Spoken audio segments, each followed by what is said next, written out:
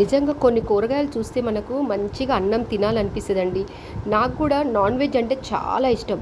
నేను కూరగాయ మంచిగా లేకపోతే అసలు అన్నమే తినను. నాకెందుకో నచ్చదు.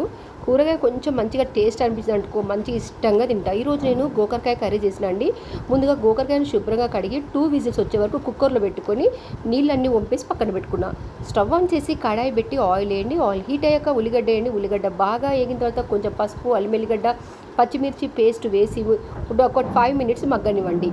తర్వాత గోకరకాయ కూడా అందులో వేసి కొంచెం ఉప్పు, ధనియాల పొడి, కొబ్బరి పొడి వేసి మూత పెట్టి ఒక 10 మినిట్స్ వదిలేయండి.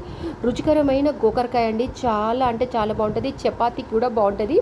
దీనికి నేను కాంబినేషన్గా ఇలాగే తినరు కదా మా ఇంట్లో పచ్చి పులుసు వేసిన. పచ్చి పులుసు కూడా చాలా చాలా బాగా కుదిరిందండి. పచ్చి పులుసులో కొంచెం నువ్వుల పొడి చేసి వేసిన అండి. అసలు రుచి అదిరిపోయిందండి.